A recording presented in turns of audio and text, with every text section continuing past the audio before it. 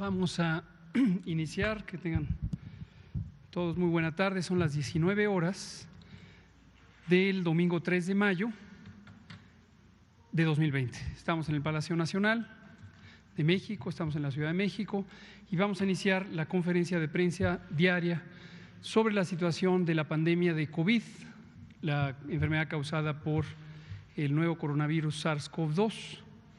Y hoy vamos a enfocarnos a dos asuntos de interés general.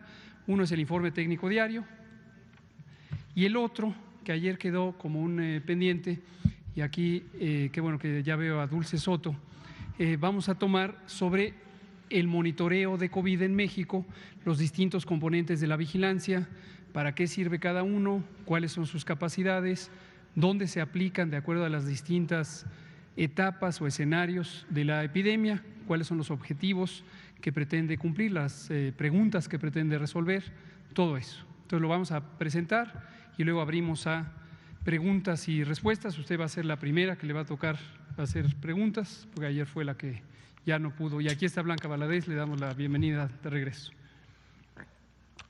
También, bueno, vámonos. Me levanto. Si me pueden pasar la primera diapositiva. Ya se me olvidaba el micrófono. Muy bien, pues hoy es el día 42 de la Jornada Nacional de Sana Distancia. Le recordamos a todo el mundo que la Jornada Nacional de Sana Distancia es un conjunto de 3 intervenciones principales que tienen como propósito la mitigación, la reducción de la transmisión del virus que causa la enfermedad COVID y en particular tiene como objetivo disminuir la cantidad de contagios para que estos contagios no se presenten en el mismo tiempo y no haya una gran cantidad de personas enfermas que requieran hospitalización. Y les recordamos también que estamos en la fase 3. La fase 3 es la fase de incremento más rápido en las hospitalizaciones, en los casos y desafortunadamente también en los decesos. La siguiente, por favor. En la situación mundial tenemos 3.349.000, más de esta cifra, de casos que se han detectado en forma acumulativa desde que empezó la epidemia en China al inicio del año 2020. 34% de estas personas, o sea, 1.122.000, un poco más de 1.122.000, son personas que han sido detectadas como enfermas en los últimos 14 días y les recordamos que esto es importante porque los 14 días es el periodo en donde dura la enfermedad. Esta es una enfermedad que se limita posteriormente por acción muy probablemente del sistema inmune. La tasa de letalidad global, que es el número de personas que fallecen divididas entre el número de personas que presentan la enfermedad COVID, es de 7,1 puntos por ciento y la gran mayoría de los casos registrados son del continente americano. En Europa ya está disminuyendo la transmisión, ya se está reduciendo la intensidad de los contagios. La siguiente, por favor. En México tenemos 23.471 personas desde el 28 de febrero que han sido registradas con enfermedad COVID. De ellas, 6.933 lo han presentado en los últimos 14 días y al igual que en la situación mundial, esto es lo que significa la actividad de la epidemia. Los casos, por ejemplo, que ocurrieron en marzo e inclusive en la primera mitad de abril, ya no son casos, ya se restablecieron la enorme mayoría y no son ya una fuente de transmisión hacia otras personas, pero sí lo son definitivamente 6.933 personas que en los últimos 14 días han sido registradas con esta enfermedad.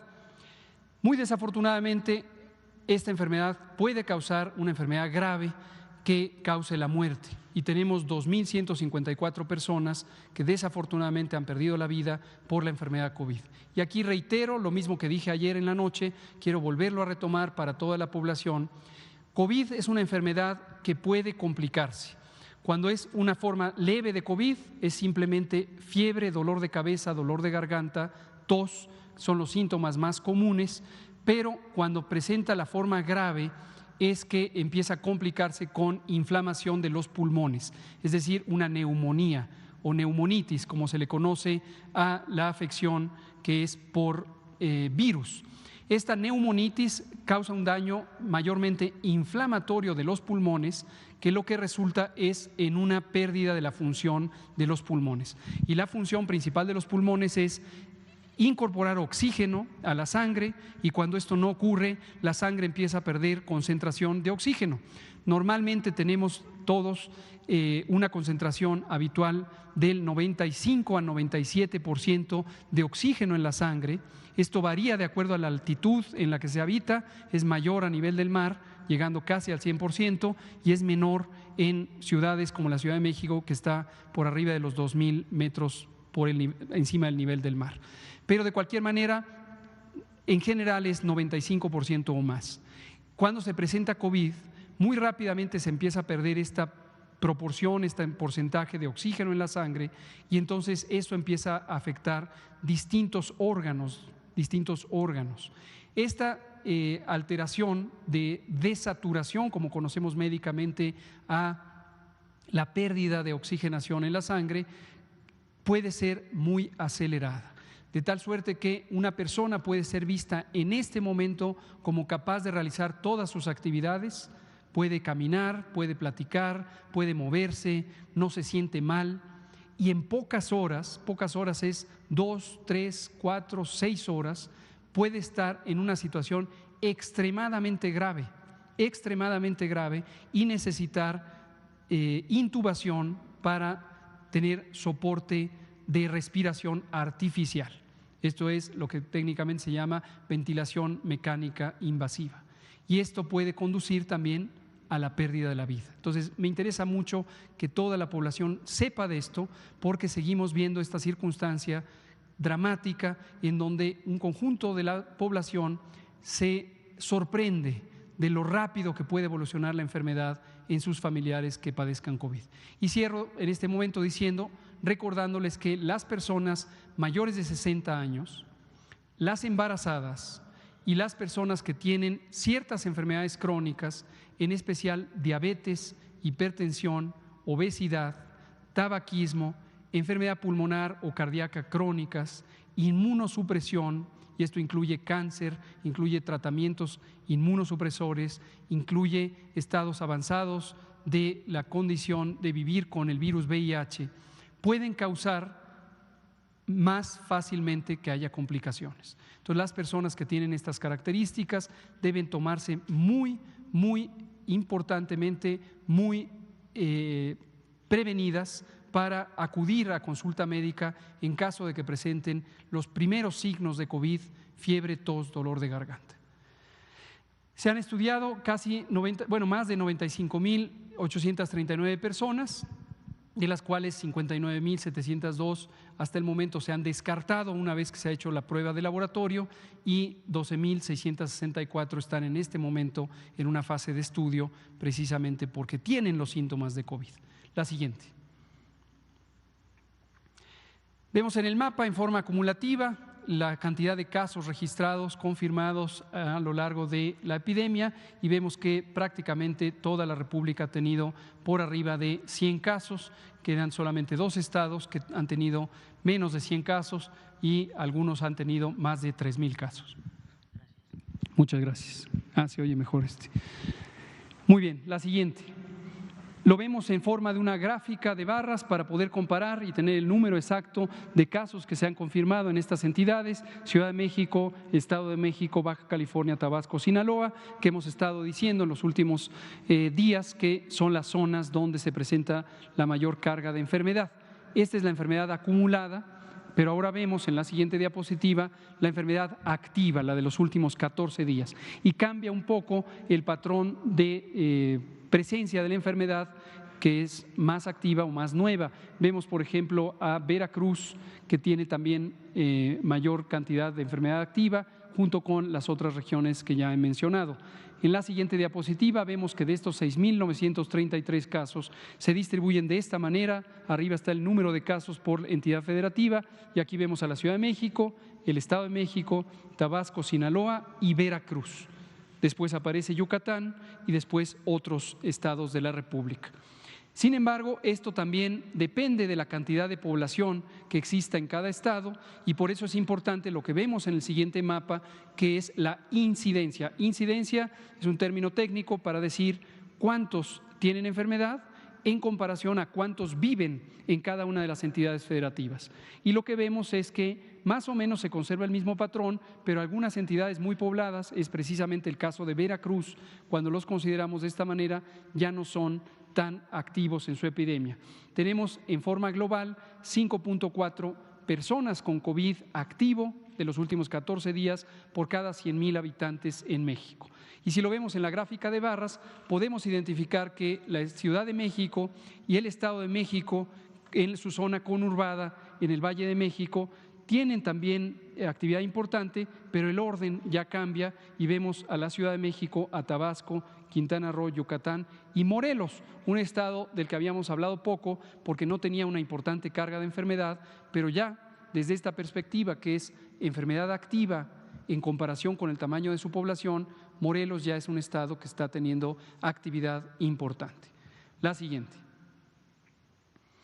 Cuando vemos los casos que han perdido la vida, las 2.154 personas que han perdido la vida, podemos identificar cómo a lo largo del tiempo la primera muerte se registró el 18 de marzo y posteriormente ha seguido este patrón todavía ascendente, es decir, de aumento progresivo conforme la epidemia sigue activa y todavía no hemos llegado al punto máximo de la epidemia. Seguiremos viendo que aumentan y aumentan y aumentan los casos hasta que lleguemos en las 5 zonas que en este momento están activas al punto máximo que se ha estimado. La siguiente. Si lo vemos por entidad federativa, tenemos la Ciudad de México, Baja California, el Estado de México, que son los municipios conurbados del Valle de México, Sinaloa, Tabasco, Quintana Roo. La siguiente. Ahora bien, cuando vemos los casos sospechosos y los confirmados, de acuerdo al inicio de los síntomas, aquí quiero recordarles, y ya empezando a platicar sobre métodos de vigilancia, una cosa que quizá es importante que tengan presente. Uno puede registrar a los casos en el tiempo de acuerdo a la fecha en la que se presentan y por lo tanto se registran en el sistema de vigilancia epidemiológica. Cuando esto ocurre, uno tiene siempre un aumento en el número de casos porque los casos se van presentando un día unos, otro día otros, etcétera, pero en la medida en que sigue activa la epidemia, cada día hay más casos que el día anterior. Sin embargo, no todo mundo acude a consulta en el momento en que tiene síntomas. Una persona puede ir hoy, que hoy tuvo síntomas, o puede otra persona esperarse a ir mañana o pasado mañana o pasado mañana. Y esto lo que hace es una diferencia cuando se grafican los casos por fecha de inicio de los síntomas, como es este caso, respecto a cuando ocurre por fecha de registro. Pero no solo eso, las estadísticas de casos registrados por día de confirmación o por día de notificación o de registro ya no cambian, porque el día que se registraron es el día que se registraron. Sin embargo, las estadísticas cuando se identifican por fecha de inicio de los síntomas cambian. ¿Por qué razón? Porque los casos que tuvieron síntomas hace 4 días y que se presentaron hoy, tenemos que registrarlos hace 4 días. Y obviamente no sabíamos de ellos hasta el momento en que se presentaron a consulta. Y esto hace una estadística viva, que es la manera en que funciona la vigilancia epidemiológica y puede dar lugar a que aumenten los casos respecto a lo que se conocía algunos días previos. Pero el número absoluto no cambia en la medida en que cada caso que se va presentando se identifica al momento en que se presenta a consulta. La siguiente. Aquí está nuestra curva acumulada. Esta curva, tanto de casos nuevos por día, es por fecha de registro. La anterior era por fecha de inicio de los síntomas y por eso se ven diferencias en el patrón de ocurrencia por día. Y la acumulada con estos 23.471 que han sido registrados cada día y se van sumando. Y vemos aquí los últimos de ayer a hoy se registraron 1.383, lo que representa un aumento de 6.3% respecto a lo que había el día anterior.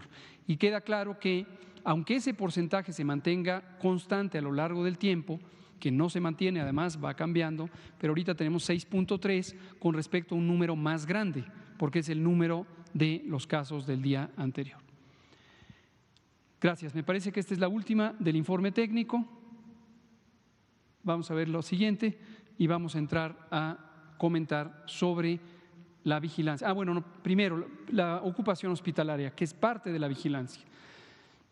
Ya están todas ustedes familiarizadas con que tenemos 672 hospitales que fueron designados COVID, que estos representan a las distintas instituciones del sector salud y que de ellas 638 han notificado hasta el momento, hasta el día de hoy, en la fecha de corte, en la hora de corte.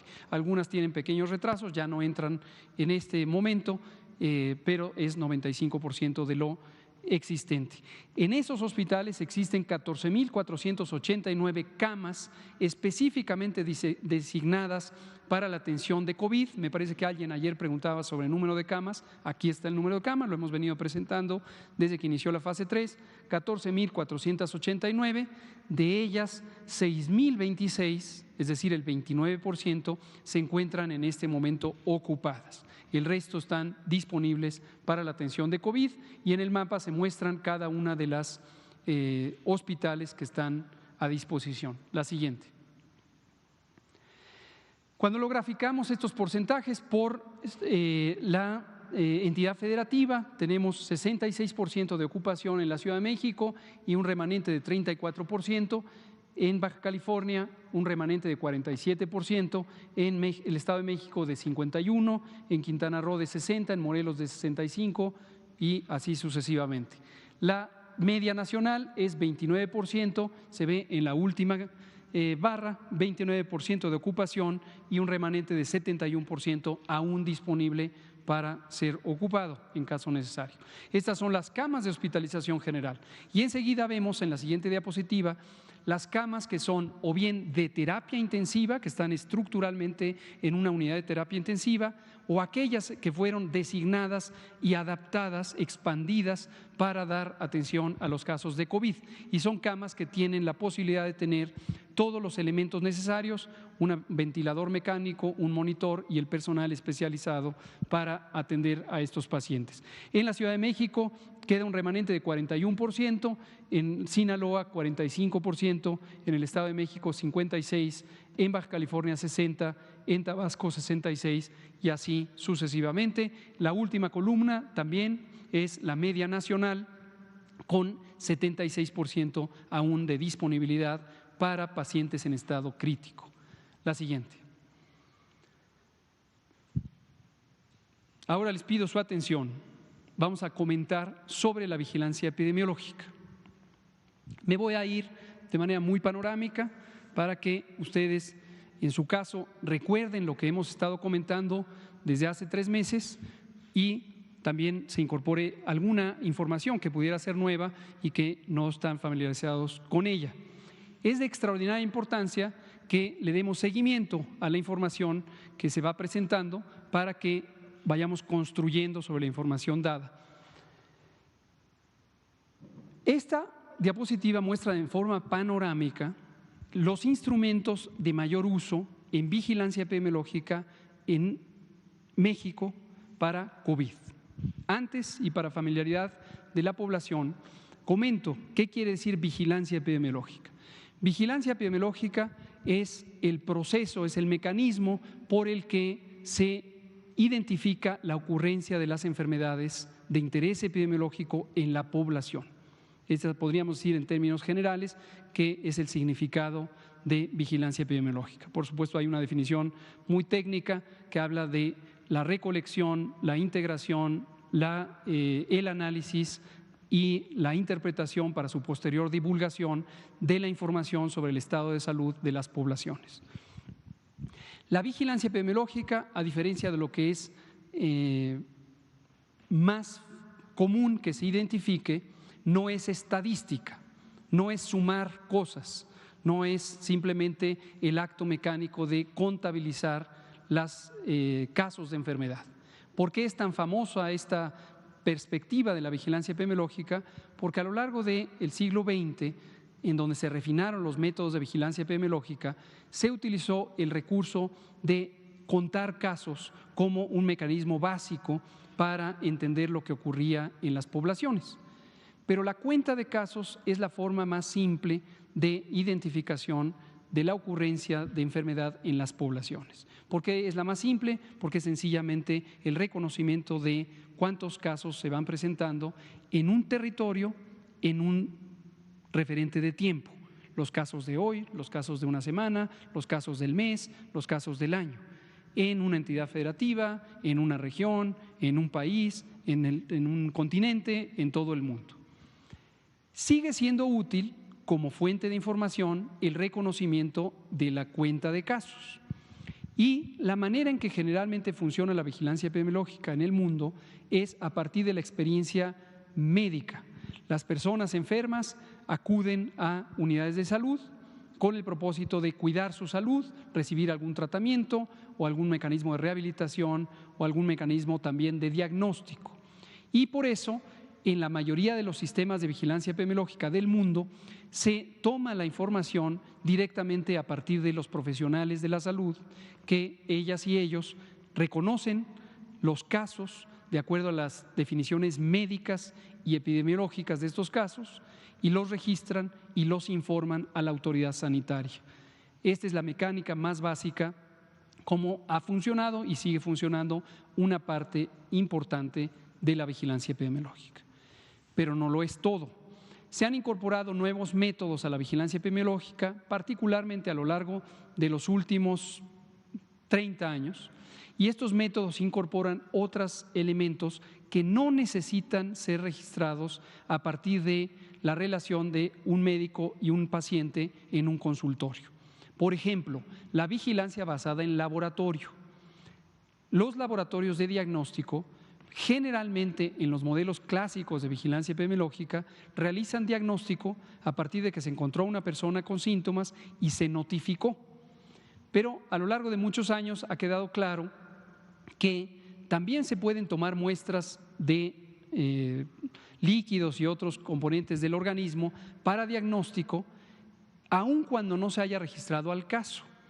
Entre otras razones, porque una misma muestra puede servir para múltiples diagnósticos. Entonces, si yo hoy tomo una muestra, por ejemplo, de secreciones respiratorias, como lo hemos comentado, porque quiero identificar si la persona tiene COVID o no tiene COVID, es decir, tiene o no la presencia del virus SARS-CoV-2, esa misma muestra se procesa para otros virus respiratorios. En el caso de México, para 13 otros virus, un total de 14, y entonces ahí puede salir un diagnóstico por laboratorio de otros virus. Y esos otros virus no están asociados con un paciente que fue registrado con un cuadro clínico específicamente pensando en esas otras enfermedades. A su vez, las propias muestras de laboratorio pueden ser posteriormente analizadas, por ejemplo, las muestras sanguíneas, las muestras de suero, para otras enfermedades, incluso ni siquiera infecciosas. Y entonces dan lugar a otros diagnósticos por laboratorio y toda esa información es extremadamente útil. Además, otro de los elementos importantes de la vigilancia epidemiológica es reconocer qué tanto se están necesitando los servicios de salud. Porque al reconocer qué tanto se están necesitando los servicios de salud, uno puede planear apropiadamente con tiempo suficiente, pero también en tiempo real conforme se usan los servicios. Un ejemplo de ello lo vieron ustedes hace 48 horas en este espacio, cuando anunciamos que pusimos en marcha mecanismos de redistribución de las personas enfermas de COVID, porque teníamos en algunos hospitales una disponibilidad menor de camas y en otros hospitales todavía una gran disponibilidad. Si no monitoreáramos la ocupación hospitalaria como parte de la vigilancia epidemiológica, no podríamos hacer esto y por eso lo hacemos de esa manera. Les presento 4 componentes fundamentales de la vigilancia de COVID en este momento. Tenemos, y esto enseguida lo voy a correlacionar con las etapas de la epidemia. Y recordarán cómo lo fuimos platicando conforme se fue presentando cada una de las etapas. El modelo, me voy primero a esas etapas. Recordar que las etapas, en su momento le llamamos escenarios, luego se empezó a llamar fases, etapas, ya no importa tanto el término exacto, son momentos diferentes de la epidemia que se pueden caracterizar por cómo ocurren las cosas, cómo ocurre la enfermedad en la población. En la etapa 1 o escenario 1, como lo llamamos en su momento, fue la importación del virus. Es decir, pasamos de una situación en donde teníamos 0 casos a tener el primer caso, y esto ocurrió el 28 de febrero. Posteriormente tuvimos 2, 3, 5, 7, etcétera, y estos conjuntos de casos se empezaban a presentar agrupados por familias o por personas con cercanía directa, y eran pequeños brotes familiares, y eso caracterizó en su momento a la etapa 1.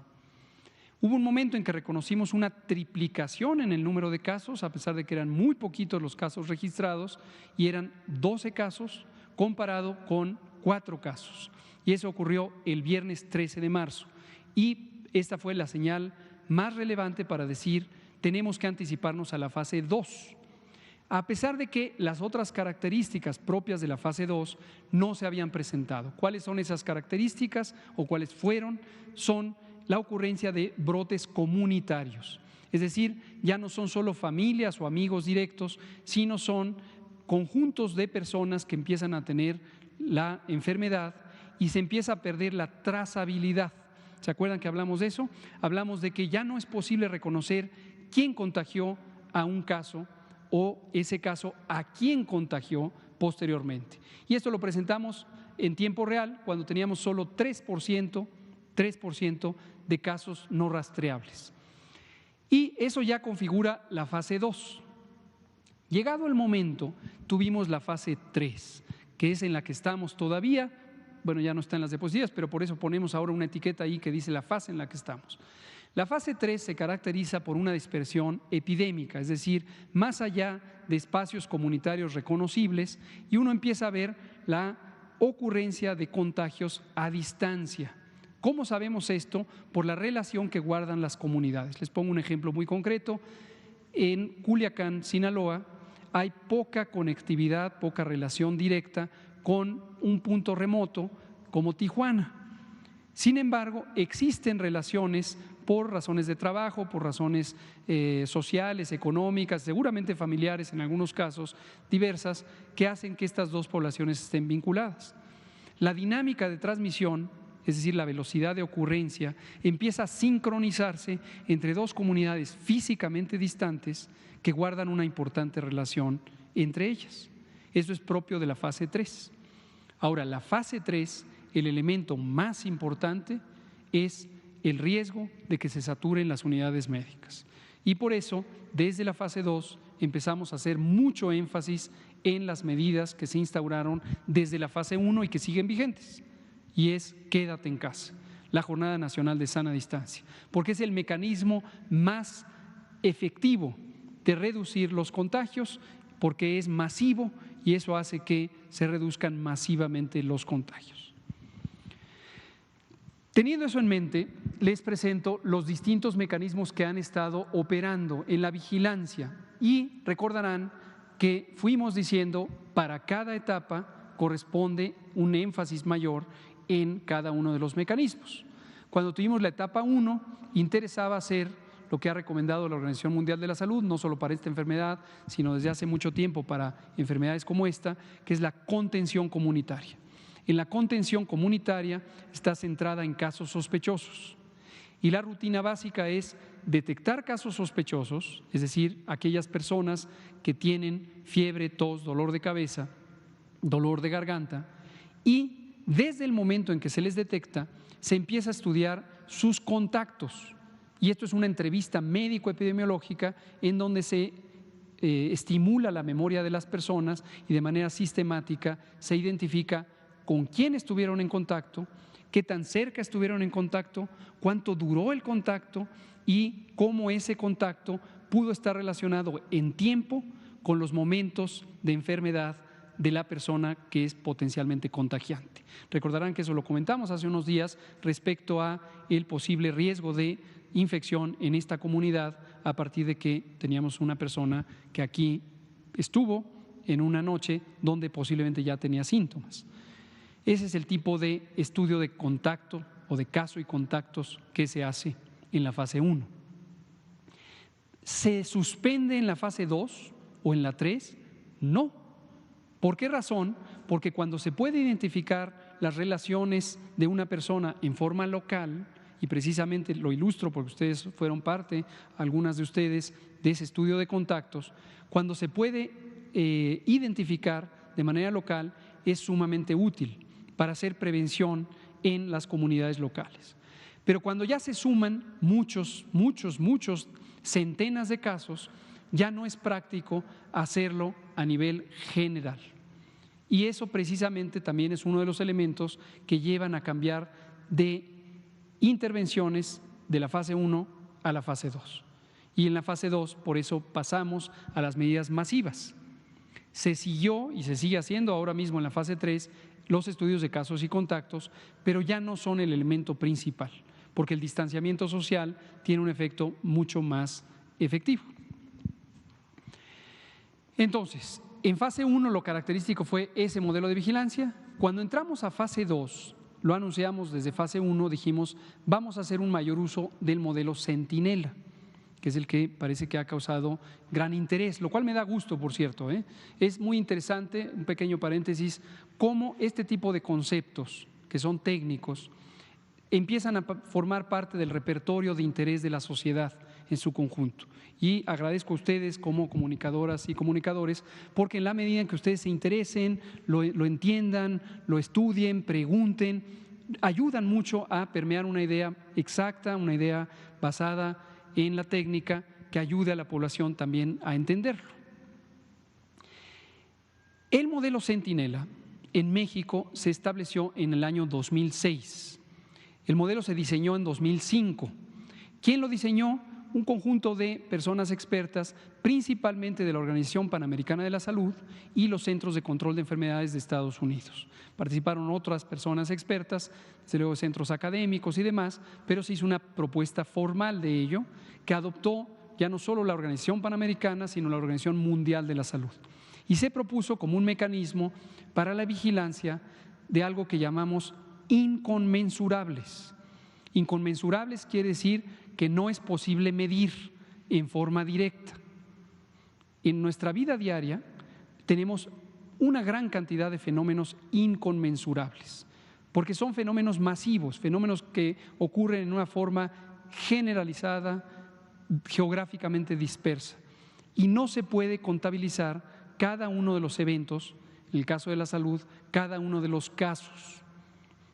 Ni es útil, ni es práctico, ni es efectivo para los fines de orientar las políticas públicas, las intervenciones y el monitoreo de tiempo real de cómo van ocurriendo las enfermedades.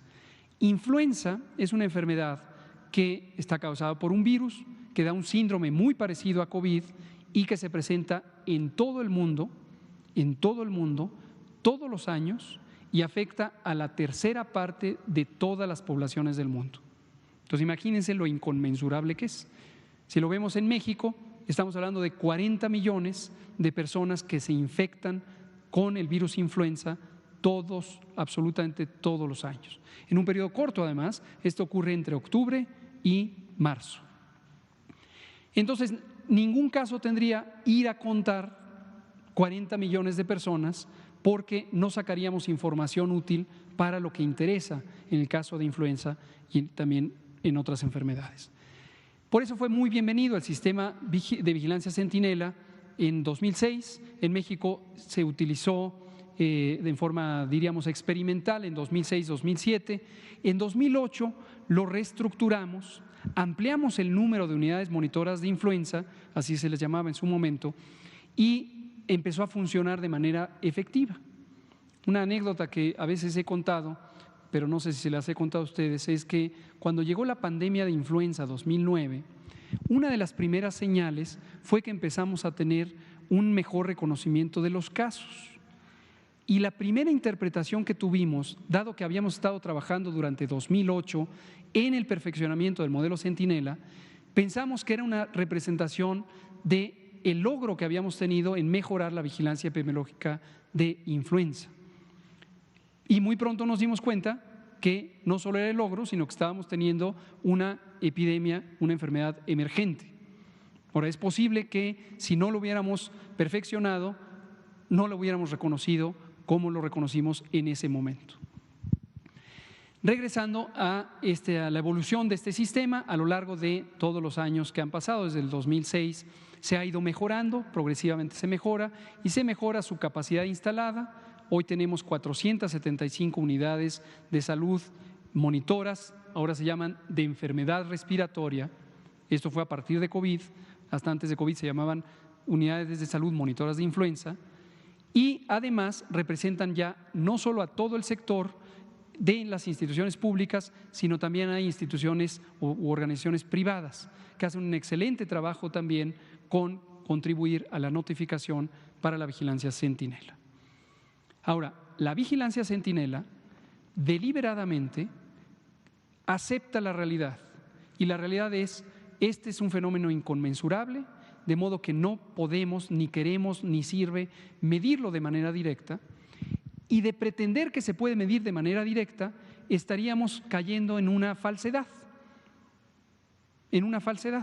porque se pensaría que puedo detectar a todos y cada uno de los casos, y la cuenta de casos que tuviera de manera directa siempre va a representar una proporción menor al 100% de los casos existentes.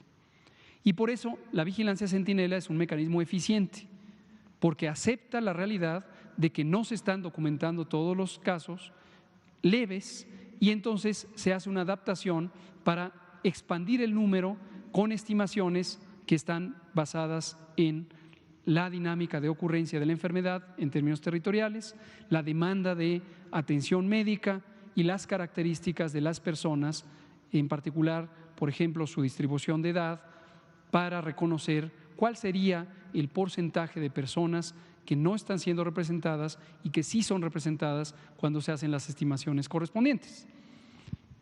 Ese es, en síntesis, lo que ocurre con la vigilancia centinela. La otra cosa que también permite la vigilancia centinela es hacer más eficiente la vigilancia basada en laboratorio. Desde la fase 1, utilizamos el modelo o la infraestructura del sistema de vigilancia centinela para hacer mapeos de virus, y recuerdan que los presentamos en algunas ocasiones, donde identificamos en qué estados circulaban cuáles de los virus. Hasta ese momento todavía no el virus SARS-CoV-2, y después del 28 de febrero ya empezaba a acompañar a los otros virus también el virus SARS-CoV-2. Retomo aquí. Uno de los componentes es el modelo centinela. Ahora, esto identifíquenlo, por favor, porque me parece que esto todavía genera una percepción equivocada de cómo funciona el sistema. 100% de las defunciones se registran, 100% de los hospitalizados se registran, 100% es todos. Para quien no tiene claramente los porcentajes, lo que representan. Y 10%, es decir, 1 de cada 10 de los ambulatorios. Ambulatorio quiere decir que se maneja médicamente sin que tenga que estar hospitalizado. Es decir, son los casos médicamente leves, clínicamente leves, quienes no tienen neumonitis, quienes no tienen neumonía, quienes no están en estado crítico. Entonces, vean ustedes cómo donde tenemos que hacer la estimación en el modelo centinela es específicamente para los ambulatorios. Los demás se registran al 100%. ¿Qué interesa saber de ahí? La carga estimada de enfermedad y el perfil epidemiológico. Esto es muy importante. Para poder tener una documentación detallada de los casos, y de ahí sacamos, por ejemplo, las proporciones de personas que tienen comorbilidades, diabetes, hipertensión, obesidad, tabaquismo, etcétera. También sabemos cuál es su dinámica de evolución de la enfermedad. La mediana, por ejemplo, el número que hemos dado de cuánto tardan las personas en presentar complicaciones a partir del inicio de los síntomas, también sale de aquí, porque nos permite una documentación detallada. Requiere tener personal que se ha entrenado específicamente para la vigilancia a lo largo de varios años. También requiere un procedimiento muy eficiente para el manejo de las muestras biológicas y que se priorice su envío a los laboratorios de diagnóstico.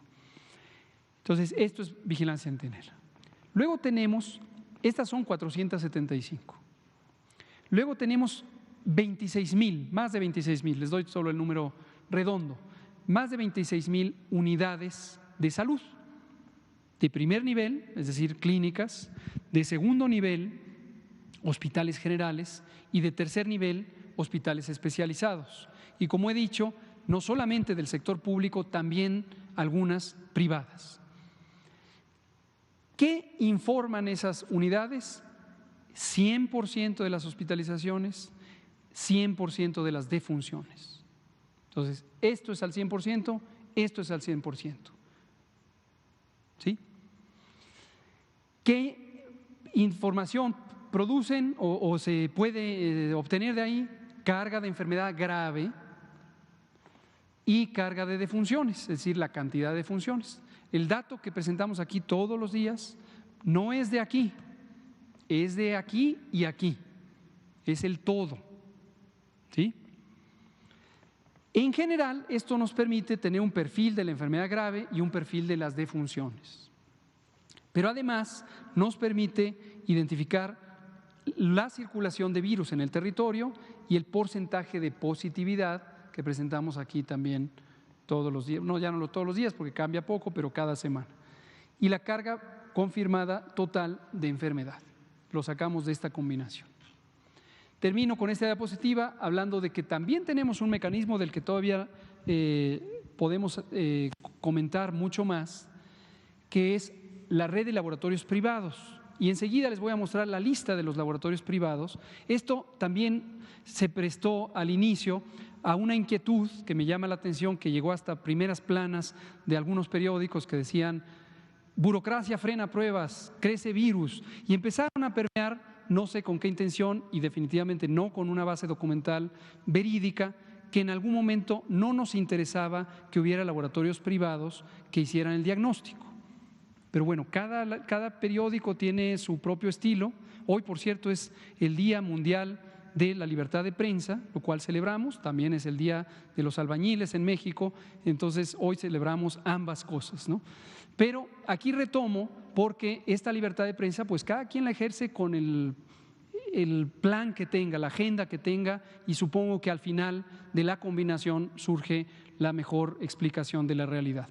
Pero me llama la atención porque con esto del laboratorio, desde los primeros días de preparación, estamos hablando la segunda semana de enero, pusimos en la mesa de trabajo a las 3 grandes asociaciones de laboratorios privados, con el ánimo de que esto fuera completamente abierto y fuera completamente transparente, que quien quisiera hacer diagnóstico lo hiciera. Y solo pusimos 2 requisitos. El primero es demostrar su competencia técnica mediante una evaluación comparativa que hiciera el INDRE, nuestro Laboratorio Nacional de Referencia, para que supiéramos quién tenía estándares de alta calidad y quién no los tenía. Y durante varias semanas había muchísimos que querían hacer diagnósticos, pero no cumplían esa calidad. Y lo segundo, que se comprometieran con la vigilancia epidemiológica, es decir, que no ocultaran información, porque lo que no queremos es que de repente haya una unidad, desde luego inaceptable en los públicos, pero también en los privados, que ocultara información de un fenómeno que es de interés público. Entonces fueron las únicas 2 condiciones. Y de ahí sacamos un mecanismo, hoy funciona a la perfección, en la medida en que estos laboratorios empezaron a enmendar sus capacidades y lograr demostrar su calidad. Y se obtiene por demanda directa. El que quiera ir va, finalmente son entidades privadas, las que son privadas, y en el sector público tenemos, que empezó a funcionar también desde el inicio obviamente, los 31 laboratorios estatales de salud pública, el laboratorio de la Ciudad de México, el INDRE, nuestro Laboratorio Nacional de Referencia, y también otros laboratorios adicionales que se pusieron en unidades médicas, concretamente en institutos nacionales de salud, en unidades médicas de alta especialidad del Seguro Social y del ISSSTE. Y tenemos una buena cobertura territorial. Lo que nos da ahí es esta carga mixta de casos y portadores. Esto es importante porque no toda persona que sale positiva a la prueba es un caso.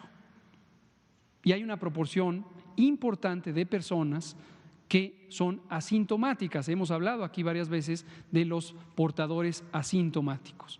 Entonces, esta estadística no se combina con aquella porque son señales diferentes, pero nos da información muy valiosa de lo que está ocurriendo en las distintas comunidades. Y termino con esta, que este es el centro temático ahorita en fase 3. Y les recuerdo que dijimos a cada fase, cada método. Este es el método principal que nos permite monitorear cuántos casos, qué características tienen esas personas, en qué momentos ocurren, en qué unidades de salud demandan información, si se complican o no, cuántos de los que se complican fallecen, en qué tiempo, etcétera, etcétera, etcétera. Y es esta red IRAG, IRAG quiere decir infección respiratoria aguda grave, que nos da a nivel hospitalario el monitoreo de ocupación. De ahí viene el mapa que mostré hace rato, las estadísticas de ocupación, pero también tenemos la información sobre lo que ocurre en el país, en el territorio. La siguiente, por favor.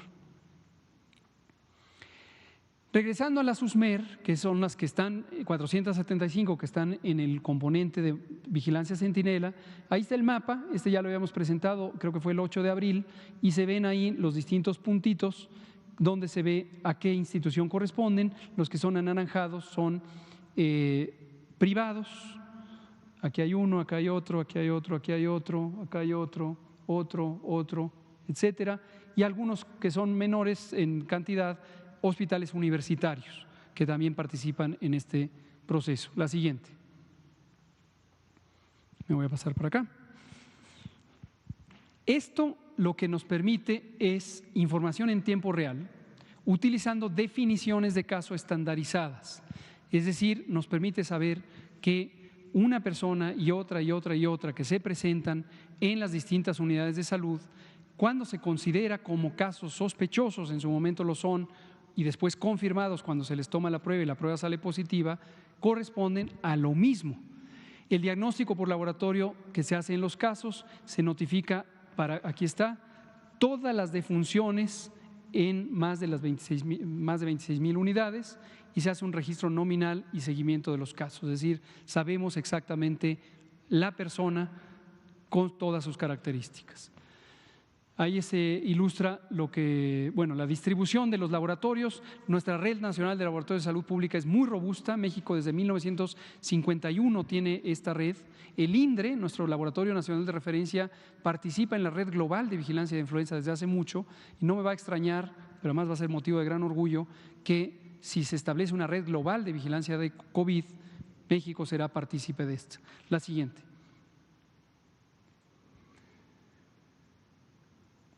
Estas, como ya veo que queda poco tiempo y para que haya tiempo de preguntas, las vamos a dejar, como dejamos todas, están a disposición pública, pero básicamente les resumo la idea básica es, va comentando paso a paso lo que también está en el manual o lineamientos de vigilancia epidemiológica de COVID, que están en el micrositio. Entonces, por favor, no se limiten, toda la información es pública, échenle un ojo y vean cómo son las instrucciones que recibe el personal técnico, el personal de salud para hacer el proceso. La siguiente. Y como le prometí a Dulce, pero supusimos que era de interés de todos. ¿Usted, Dulce, de qué medio es? De Reforma. Dulce Soto es de Reforma. Entonces, interpretamos que Reforma está específicamente interesado en la vigilancia centinela. Creo que es útil que Reforma ahora sepa que esto es más amplio, pero… ¿Manda usted? Que es de hace 2 semanas esa cifra. No. La semana epidemiológica 12. Ahorita le explico. Miren, esta tabla es para explicarles la dinámica, pero como he dicho y lo dijimos con antelación a la fase 3, el modelo centinela no es el elemento principal en este momento para el objetivo de la fase 3. Lo dijimos con antelación, cuando entremos a fase 3, olvídense de la vigilancia centinela, seguirá operando ahí en el fondo, pero ya no es procedente el uso de la vigilancia centinela como elemento principal de información para lo que interesa monitorear en la fase 3. Hay muchas razones técnicas, les comento 2. Una es la velocidad de ocurrencia de los casos y la cantidad de los casos es notablemente mayor en la fase 3 que en la fase 2. Esa es una razón. Y obviamente, como señala Mauricio, los tiempos de procesamiento creo que ya le volví a cambiar de nombre a Mauricio, perdón.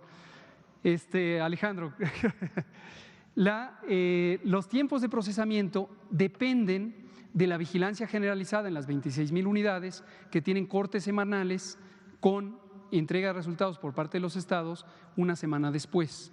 No resulta práctico monitorear una fase 3 utilizando esto.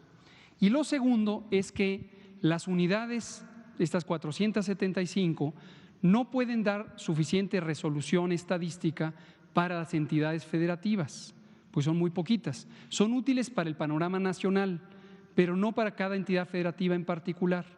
Y cada entidad federativa necesita tener información de la ocurrencia de lo que ocurre en fase 3. Entonces, que quede claro, esto dijimos cuando entremos a fase 3, el que le quiera seguir viendo, que lo vea, no pasa nada, pero no es nuestro elemento principal de trabajo. Les reexplico lo que comentamos hace algunas semanas. En ese momento me parece que íbamos en la 12, cuando lo explicamos el 8 de abril. Fíjense ustedes, primera columna, el tiempo por semanas epidemiológicas.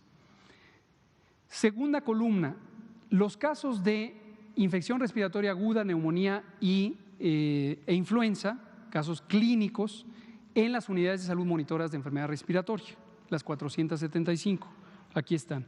Y tenemos, si sumamos todo esto, 588,000 notificaciones de esto en las USMER.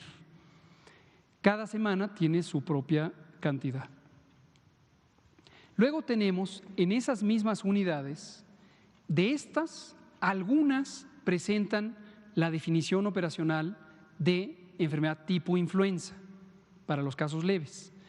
Enfermedad tipo influenza es indistinguible del síndrome clínico de COVID. Es una definición casi idéntica.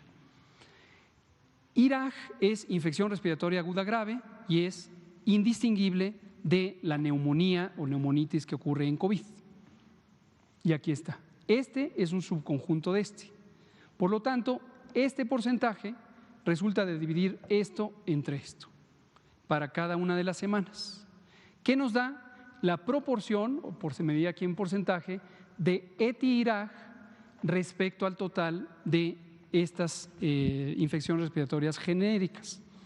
Solamente en 475 unidades de salud monitoras de influenza. Quedan 5 minutos, entonces quizá no va a dar tiempo de preguntas, pero las guardan para mañana. Aquí tenemos ahora en esto, tenemos los casos positivos a COVID en esas mismas unidades. Es decir, de estos se les hizo diagnóstico y encontramos estos positivos, diagnóstico por laboratorio. Vean ustedes que aquí es 0. Todavía no llegaba SARS-CoV-2 a México. Luego tenemos cuántas muestras se procesaron válidamente para llegar a este número. ¿Sí?